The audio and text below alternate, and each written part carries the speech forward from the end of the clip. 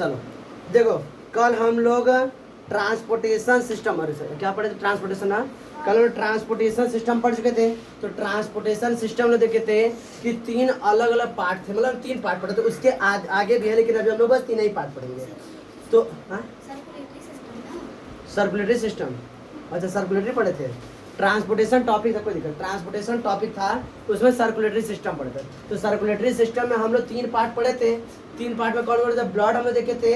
Circulatory system में कौन कौन था, तो ब्लड था, ब्लड वेसल था और हार्ट था, यही तीनों देखे थे हम लोग। तो हम लोग ब्लड बस पार्ट देखे थे, आज हम लोग एक एक पार्ट के बारे में अच्छे से पढ़ेंगे। तो सबसे पहला सर्कुलेटरी सिस्टम में जो सबसे पहले इसके बारे में पढ़ेंगे वो है अपना ब्लड। वो कौन है, ब्लड। तो देखो, कभी तुम लोग जब खेलते होगे या तो कोई काम करते होगे, तो तुम लोग को जब चोट लग जाता होगा, तुम्हारे शरीर से एक रेड कलर का लिक्विड यानी फ्लूइड निकलता होगा, है नहीं, उसी को हम लोग क्या बोलते हैं, ब्लड बोलते हैं। वही क्या है, हमारा ब्लड है। तो अब ब्लड कहते किसी, तो हम लोग देख लें, हाँ ये ब्लड होता है, हमारे बॉडी के अंदर होता है। देखो यहाँ पर रेड रेड भी है हमारे यहाँ पर, है ना, तो ये ब्लड है पूरा। तो होता क्या है, तो ब्लड कहते किसे, तो क्या बताओगे, हमारे बॉडी के अंदर, हमारे शरीर के अंदर होता क्या है कि ब्लड वेसल्स के, हमारे बॉडी के अंदर क्या है, ब्लड वेसल्स, क्या है, ब्लड वेसल्स। इस ब्लड वेसल्स के अंदर जो फ्लूइड फ्लो होता है उसी क्या बोलते हैं, ब्लड बोलते हैं। क्या बताओगे, सिंपल, व्हाट इज ब्लड, तो बताओगे the fluid that is flow in the blood vessels. किसमें, ब्लड वेसल्स में जो फ्लूइड फ्लो होता है उसी क्या बोलते हैं हम लोग, ब्लड करते हैं। ब्लड का कलर कैसा होता है, रेड होता है। कैसा होता है, रेड होता है। वो आगे हम लोग समझते हैं। तो क्या बताओगे, the fluid that is flow in the blood vessels is called blood. Blood किसके समझ में आ गया, जो ब्लड वेसल फ्लो से क्या बोलते हैं हम लोग, ब्लड करते हैं। देखो, blood is found in red colour. Blood कैसा कलर होता है, रेड कलर। क्यों यह रेड कलर का होता है, तो ब्लड में एक इससे क्या होता है, उसमें एक वो होता है, क्या बोलते हैं उसको, कलर करने के लिए एक पिगमेंट रहता है, जो कलर करने क्या होता है, पिगमेंट। इसका क्या नाम है, हीमोग्लोबिन। क्या नाम है, हीमोग्लोबिन। तो क्या बताओगे, blood is found in red colour due to the presence of haemoglobin. Haemoglobin के प्रेजेंस के कारण ब्लड का कलर कैसा हो जाता है, रेड कलर हो जाता है। बात समझ रहा है।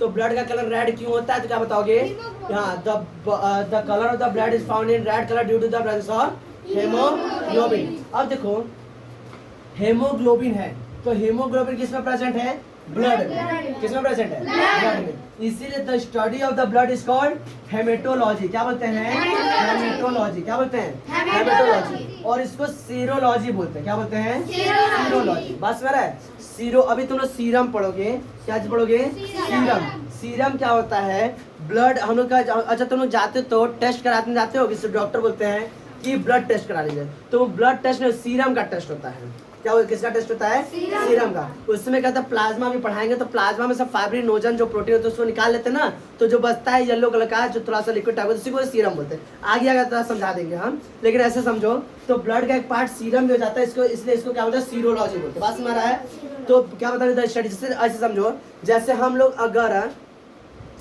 फिजिक्स की सारी चीजों पढ़ेंगे तो क्या बोलते हैं, उसको क्या बोलते हैं, भौतिक विज्ञान, नहीं फिजिक्स। कभी हम लोग केमिकल्स के बारे में पढ़ते क्या बोलते हैं, केमिस्ट्री। अगर हम लिविंग ऑर्गेनिज्म के बारे में स्टडी क्या बोलते हैं, जियोलॉजी। ऐसे बोलते हैं ना। तो इसी तरह क्या होता है, जियोलॉजी ना जी, जियोग्राफी क्या बोलते हैं उसको, बायोलॉजी। क्या बोलते हैं, बायोलॉजी बोलते हैं। इसी तरह हम लोग जब ब्लड के बारे में स्टडी करते हैं क्या बोलते हैं हम लोग, सेरोलॉजी और हेमेटोलॉजी। क्या बोलते हैं, या तो सेरोलॉजी या तो हेमेटोलॉजी। बस में, तो study of the blood is called serology और हेमेटोलॉजी। अब देखो, हम लोग के अंदर, ह्यूमंस के अंदर जो ब्लड प्रेजेंट होता है, the blood is found in human के अंदर कितना ब्लड प्रेजेंट होता है, तो क्या बताओगे, मेल के अंदर लगभग, एडल्ट, ये एडल्ट है, एडल्ट मेल के अंदर लगभग 5.5 लीटर होता है। कितना होता है, 5.5 लीटर। जबकि फीमेल के अंदर कितना होता है, 5 लीटर। कम होता है ना, क्यों कम होता है, महिला खून पीती है इसलिए, हाँ, ऐसा नहीं है, नहीं ऐसा नहीं है कि मतलब महिलाएं पुरुषों का खून पी सके इसलिए महिलाओं में खून कम है, पहले से खाली होगा तब में भरेंगी, ऐसा नहीं है। होता क्या है कि फीमेल के अंदर ये हीमोग्लोबिन थोड़ा सा कम होता है। कहाँ हीमोग्लोबिन, ये हीमोग्लोबिन थोड़ा सा कम होता है। और हीमोग्लोबिन कम होने के कारण क्या होता है, उनके अंदर भाई जैसे कोई चीज़ कम है तो ब्लड पूरा का पूरा क्या हो जाएगा, कम हो जाता है। इसलिए क्या बताओगे, फीमेल के अंदर हीमोग्लोबिन कम होने के कारण उनमें ब्लड क्या होता है थोड़ा सा 5 लीटर, और सॉरी 5 लीटर में आधा लीटर कम होता है। तो एडल्ट मेल के अंदर कितना होता है ब्लड, तो 5.5 लीटर, और एडल्ट फीमेल के अंदर कितना होता है 5 लीटर। बस यही कहना है, हीमोग्लोबिन के थोड़ा कम प्रेजेंट होता है उनके अंदर, फीमेल के अंदर, इसलिए उनके अंदर क्या होता है ब्लड थोड़ा सा आधा लीटर कम होता है। कोई दिक्कत इसमें? अब देखो blood is found in the formed लिखा है ना, blood is formed in the bone marrow. होता क्या, ब्लड बनता क्या है, तो ब्लड जो होता है, जैसे हम लोग हैं, हम लोग क्या है ह्यूमंस हैं, तो ह्यूमन जो होते हैं जो भाई जन्म ले चुके हैं, उनके अंदर ब्लड कहाँ बनता है, तो कहोगे ब्लड बोन मैरो बनता है। जैसे तुम लोग कभी चिकन उकन खाते होगे तो हड्डी जब जैसे चूसते होगे तो हड्डी के बीच में खोखला होता होगा ना, जैसे ऐसे देखो, जैसे ये है, तो इसको हम लोग खोल देते हैं, तो ये देखो ये है, तो ये खोखला है ना, तो इसी खोखला के अंदर झाँकोगे ना, तो इसमें क्या होता है, लाल लाल क्या होते हैं, कुछ मतलब चिपका रहता है, वही बोन मैरो होता है, उसी में क्या बनता है, ब्लड बनता है। बात समझ रहा है? तो जो बच्चे जन्म ले लेते हैं, जो बच्चे मतलब हम लोग हैं, हम लोग जन्म ले चुके हैं, तो हम लोग के अंदर ब्लड कहाँ बनता है, तो कहोगे बोन मैरो। कहाँ बनता है, बोन मैरो। लेकिन जो भ्रूण मतलब ऐसा बच्चा जो जन्म नहीं लिया अभी तक माँ के गर्भ में, उनमें प्लीहा में बनता है, हिंदी में नाम याद है, प्लीहा में। बस में रहा है, उसमें किसमें बनता है, प्लीहा में। हिंदी में नाम है, इंग्लिश में ध्यान आगे तो बता देंगे, ऐसे समझो। तो क्या बताओगे, blood is formed in the bone marrow. Blood कहाँ बनता है, तो जो ह्यूमन जो जन्म ले चुके हैं उनके बोन मैरो बनता है, हड्डी के अस्थि मज्जा में, ठीक है। और लेकिन जो बच्चे जन्म ले उनमें क्या बनता है, जो भ्रूण में होते हैं उन्हें क्या बनता है, प्लीहा में।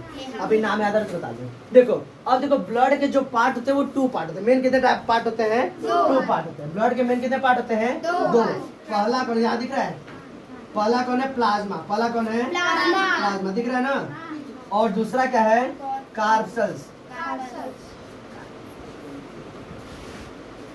ठीक। पहला कौन है, प्लाज्मा, और दूसरा कौन है, कार्पसेल्स। अब इसको ऐसे समझो, जैसे इधर देखो जैसे ये लिक्विड है, तो ये क्या कहलाएगा हमारा, प्लाज्मा। क्या कहलाएगा, प्लाज्मा। इसी में कुछ क्या होते हैं, कार्पसेल्स होते हैं, यानी सेल्स होते हैं। जैसे ये सेल है, ये